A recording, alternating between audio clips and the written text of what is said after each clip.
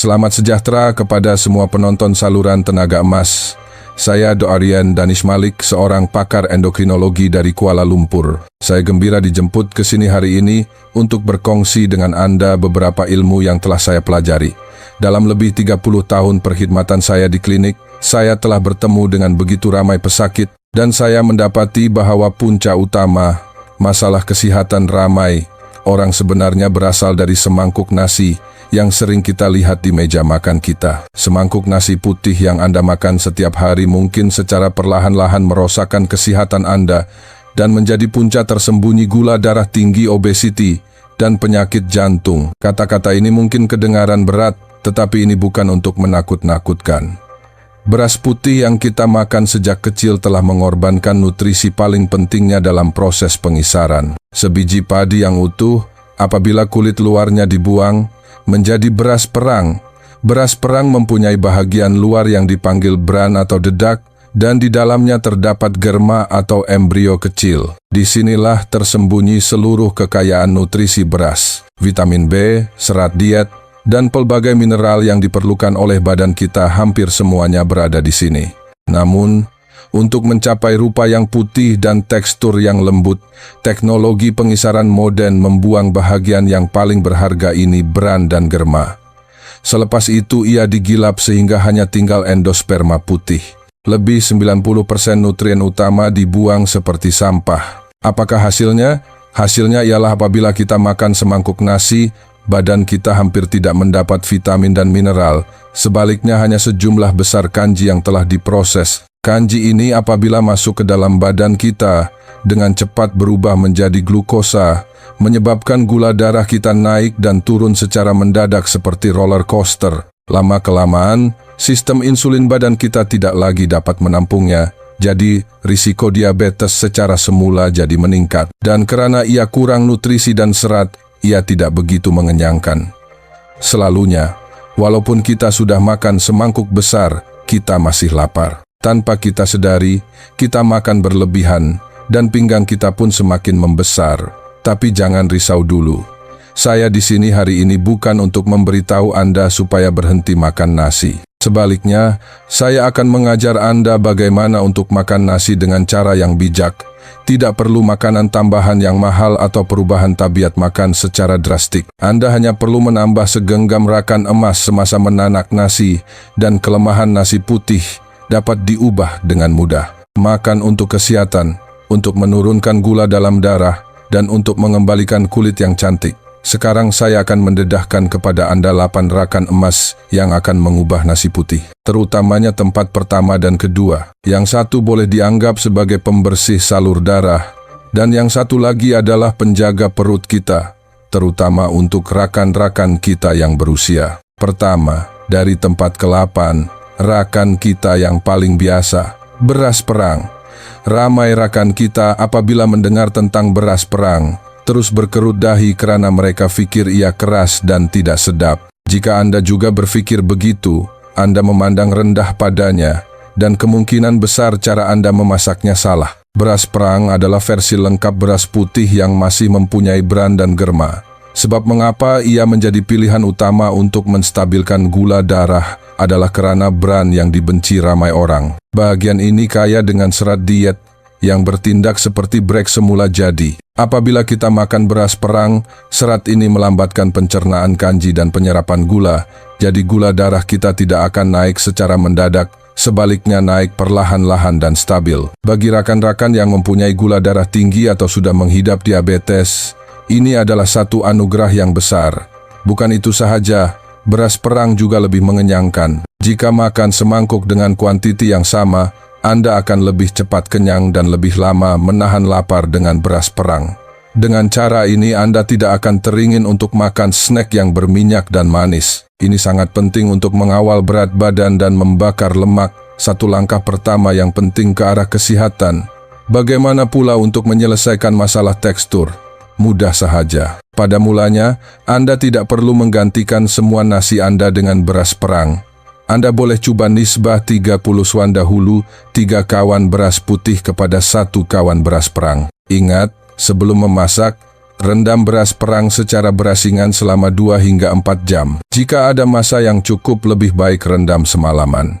Dengan cara ini beras perang akan menjadi lebih lembut apabila dimasak. Apabila digabungkan dengan nasi putih yang wangi dan pulut, ia bukan sahaja sedap, tetapi juga mempunyai aroma dedak yang menarik. Jika beras perang membantu kita menstabilkan gula darah, yang seterusnya di tempat ketujuh adalah perisai besi untuk jantung dan salur darah kita.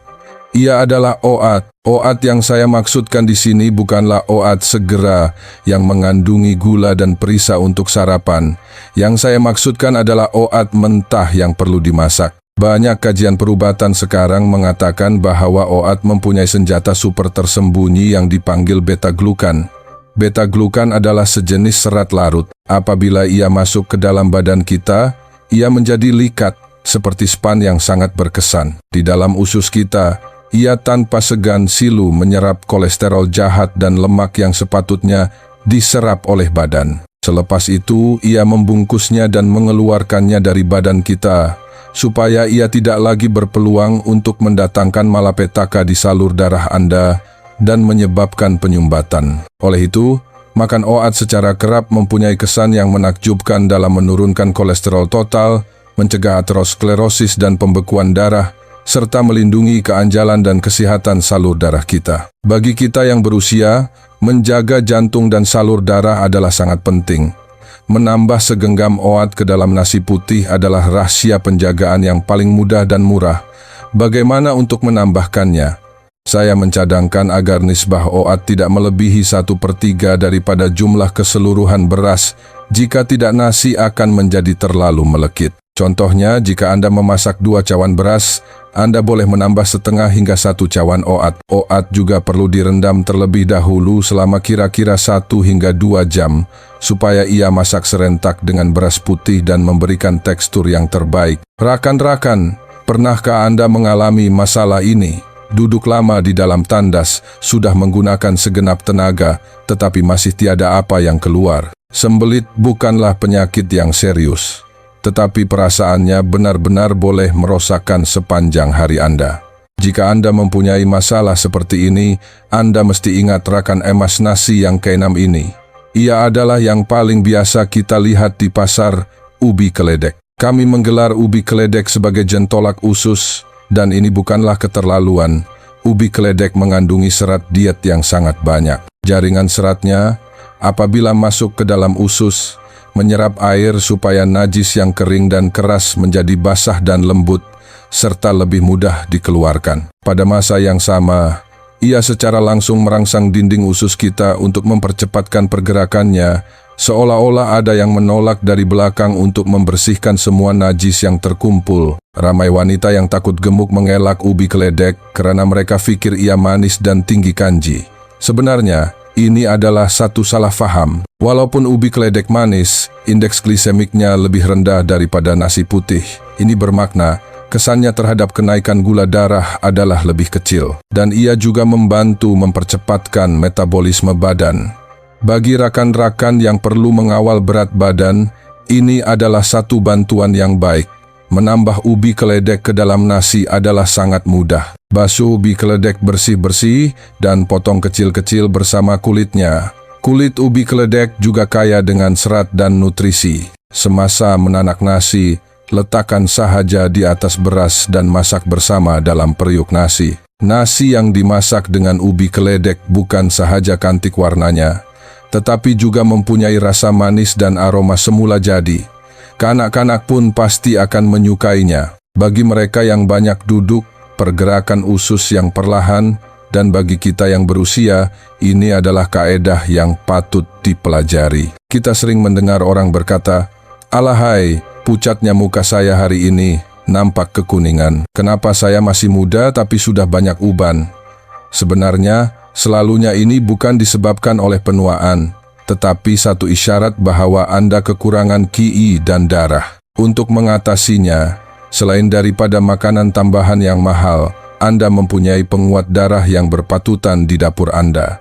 Ini adalah rakan kelima kita, beras pulut hitam atau beras hitam. Beras pulut hitam dan beras hitam adalah seperti adik-beradik. Kesannya hampir sama dan kedua-duanya sangat baik untuk menguatkan darah, menyuburkan badan, dan menjaga buah pinggang. Dalam konsep perubatan tradisional, warna hitam dikaitkan dengan buah pinggang.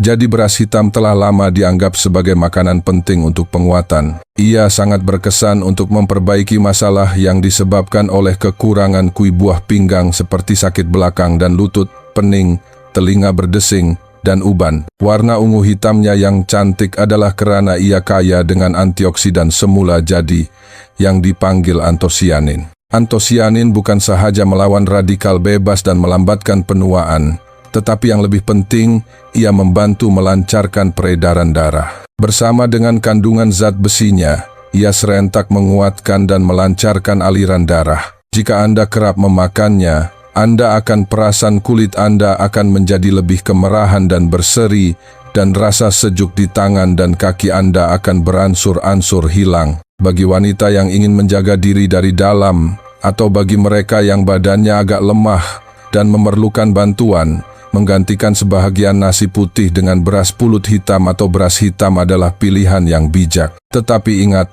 beras pulut hitam dan beras hitam sangat keras, jadi ia perlu direndam lebih awal. Sebaiknya rendam semalaman selepas dibasuh atau sekurang-kurangnya 4 jam. Dengan cara ini, nasi akan menjadi lembut dan pulut apabila dimasak, dan badan kita akan lebih mudah menyerap nutrisinya. Pernahkah Anda perasan bahwa kadang-kadang apabila bangun pagi, Anda berasa seperti direndam dalam air. Muka Anda sembab, kaki Anda terasa berat. Walaupun Anda tidak gemuk, Anda kelihatan lebih besar. Selalunya, Anda sebenarnya tidak gemuk, tetapi hanya karena sembab atau penahanan air dalam badan Anda yang teruk. Untuk melawan kegemukan jenis sembab ini daripada minum air kacang merah yang kesannya terhad, lebih baik makan semangkuk nasi yang mengandungi kacang merah sebenar. Kacang merah adalah rakan emas nasi kita yang keempat. Mengapa ia boleh menghilangkan sembab? Rahasianya terletak pada kandungan mineral kaliumnya yang sangat kaya. Kita pada zaman modern sering makan makanan yang agak masin, terlalu banyak garam atau natrium. Apabila terlalu banyak natrium dalam badan, ia menghalang pengeluaran air, yang menyebabkan sembab. Kalium pula adalah musuh natrium. Apabila kita makan kacang merah yang tinggi kalium, kalium membantu buah pinggang kita mengeluarkan natrium dan air yang berlebihan dari badan. Proses ini dipanggil diuresis atau kencing untuk mengurangkan sembab. Terutamanya bagi orang yang mudah bengkak di bagian bawah badan, ia sangat berkesan. Menambah kacang merah ke dalam nasi putih bukan saja membantu menghilangkan bengkak dan mengurangkan beban badan, serat dietnya juga mengenyangkan dan membantu pembuangan air besar. Nasi yang dimasak dengan kacang merah, dengan butiran merah di antara nasi, juga mempunyai sedikit rasa manis yang sangat lazat. Cara penyediaannya sama seperti beras hitam. Kacang merah juga perlu direndam semalaman untuk memastikan ia benar-benar lembut. Satu peringatan. Karena kacang merah dan kebanyakan kekacang mempunyai kandungan purin yang sedikit lebih tinggi daripada nasi putih. Jika Anda menghidap gout atau mempunyai asid urik yang tinggi, Anda boleh memakannya secara sederhana apabila penyakit tidak menyerang. Tetapi jika sedang diserang, lebih baik elakkan dahulu. Adalah lebih baik untuk berunding dengan dokter Anda terlebih dahulu. Bagi rakan-rakan yang mempunyai tekanan darah tinggi, sila beri perhatian. Yang seterusnya akan diperkenalkan digelar oleh ramai pakar pemakanan sebagai bantuan semula jadi yang tersembunyi di dapur. Ini adalah yang sering kita lihat di meja makan, kacang ginjal. Bantuan kacang ginjal terhadap tekanan darah adalah serupa dengan kacang merah, karena ia adalah makanan yang tinggi kalium dan rendah natrium. Ia membantu badan mengeluarkan natrium berlebihan dan mengekalkan keseimbangan tekanan osmotik di dalam dan di luar salur darah, yang mempunyai bantuan tertentu dalam menstabilkan tekanan darah. Bagi rakan-rakan yang tekanan darahnya di peringkat sempadan atau sudah mengambil ubat, menambah kacang ginjal dalam makanan adalah satu sokongan yang baik. Kajian juga mendapati bahwa kulit kacang ginjal kaya dengan antosianin dan saponin. Bahan-bahan ini mempunyai potensi antioksidan dan anti radang. Bagi sesetengah rakan berusia yang sering merasa sakit di sana-sini, yang berkaitan dengan keradangan, makan kacang ginjal mungkin dapat membantu mengurangkannya. Namun, saya harus menekankan, kacang ginjal mesti dimasak dengan betul. Karena kacang ginjal yang mentah atau tidak cukup masak mengandungi fitohemaglutinin dan saponin yang apabila dimakan boleh menyebabkan loya, muntah, sakit perut, dan cirit-birit yang sangat tidak selesa. Cara yang betul adalah merendam kacang ginjal dalam air semalaman dan masak sehingga ia benar-benar lembut dan hancur apabila dipicit. Ini adalah cara yang selamat. Jangan sekali-kali makan kacang ginjal yang mentah atau hampir masak hanya untuk teksturnya yang rangup. Risikonya terlalu tinggi. Selain itu, mereka yang menghidap gout juga harus berhati-hati. Kacang ginjal adalah makanan dengan purin sederhana. Jika Anda menghidap gout atau mempunyai asid urik yang tinggi, pastikan Anda berunding dengan dokter terlebih dahulu sebelum memutuskan sama ada untuk memakannya dan berapa banyak. Sekarang, kita akan memperkenalkan dua yang teratas dalam senarai. Kita sering mengatakan bahwa penghadaman kita adalah asas kesehatan kita. Anda boleh tahu jika seseorang itu sihat melalui sistem penghadamannya. Jika Anda sering berasa sukar untuk mencerna, mudah kenyang walaupun makan sedikit, dan mudah cirit-birit, Anda perlu mengenali penjaga perut ini. Ini adalah tempat kedua kita, ubi keladi. Ubi keladi mempunyai sifat yang sederhana, tidak panas dan tidak membebankan perut. Ia telah lama dianggap sebagai bahan utama untuk menguatkan kui dan penghadaman. Ia mengandungi kanji dan enzim seperti amilase dan polifenol oksidase. Enzim pencernaan semula, jadi ini sangat membantu dalam meningkatkan pencernaan dan penyerapan makanan kita, yang meringankan kerja perut dan usus kita. Bagi orang yang lemah penghadaman dan kurang selera makan, ini adalah penyelamat. Dan tekstur ubi keladi yang berlendir berasal dari kandungan mukoproteinnya. Mukoprotein ini boleh melekat pada dinding perut kita, membentuk lapisan pelindung untuk melindungi lapisan perut dan melegakan ketidakselesaan perut. Jadi, menggabungkan ubi keladi dengan nasi bukan sahaja menjadikan nasi lebih lembut dan pulut, tetapi juga menambah kesan menjaga perut. Yang lebih mengejutkan ialah ubi keladi juga memberi manfaat kepada otak kita. Ia mengandungi kolina dan lecitin, yang merupakan bahan penting untuk pembentukan neurotransmitter di otak kita, yang membantu meningkatkan dan menguatkan ingatan. Jadi, sama ada Anda seorang pelajar, seorang pekerja yang penat berpikir, atau seorang warga emas yang merasakan ingatan semakin lemah, sangat baik untuk Anda makan nasi dengan ubi keladi. Berikut adalah sedikit petua dalam menyediakan ubi keladi. Ramai yang takut mengupas ubi keladi karena getahnya menyebabkan kegatalan pada kulit. Saya ajarkan satu cara. Sebelum mengupas, pakai sarung tangan atau rendam tangan dalam air cuka. Ini berkesan untuk mengelakkan alahan. Selepas dikupas, potong ubi keladi menjadi kepingan kecil dan masak bersama nasi. Hasilnya adalah nasi dengan ubi keladi yang berkhasiat, lazat, dan baik untuk perut. Baiklah, kini tiba di tempat pertama. Siapakah agak nyarakan nasi putih yang terbaik dan paling emas? Adakah Anda mahu kulit yang lembut, lisin dan kemerah-merahan, yang kelihatan 10 tahun lebih muda daripada usia Anda? Rahasia ini tersembunyi di pasar sahaja, ia adalah labu. Kenapa labu? Karena ia memegang dua kod rahasia untuk meremajakan dan mencantikkan.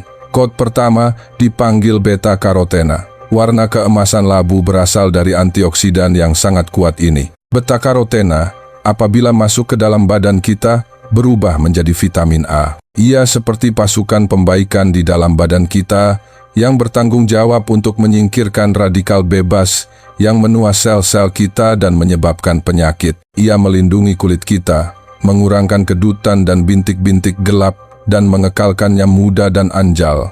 Kod kedua adalah unsur surih yang sangat jarang ditemui yang dipanggil kobalt. Apa itu kobalt? Ia adalah bahan penting untuk penghasilan vitamin B12 dalam badan kita dan pengaktif penting untuk sumsum tulang kita. Ini bermakna, kobalt yang mencukupi secara langsung menggalakkan penghasilan sel darah merah dalam badan kita yang memperbaiki anemia dan menjadikan kulit kita kemerahan dari dalam. Tidak perlu makan daging untuk menambah darah.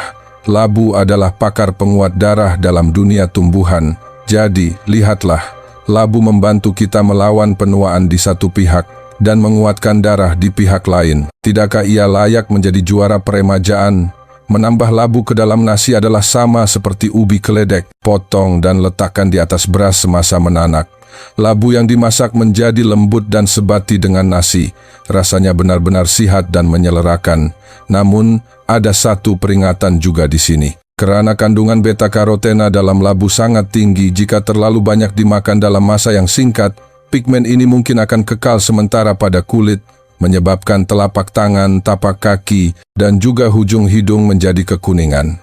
Ini dipanggil karotenemia. Bunyinya agak menakutkan, tetapi ia tidak membahayakan kesehatan. Anda hanya perlu berhenti makan labu buat sementara waktu, minum banyak air, dan dalam masa 1 atau 2 minggu, warna kulit Anda akan kembali normal. Baiklah, selepas kita memperkenalkan 8 rakan emas ini, mari kita buat ringkasan pantas. Untuk memasak seperiuk nasi yang berkhasiat dan lazat, apakah lagi rahasia untuk menjadikannya sempurna? Anda harus mempelajari 3 kaedah ini. Kaedah pertama, basuh beras dengan lembut untuk mengekalkan nutrisi. Ingat, apabila membasuh beras, pergerakan haruslah lembut. Basuh sekali atau 2 kali menggunakan air bersih. Jangan gosok seperti membasuh pakaian.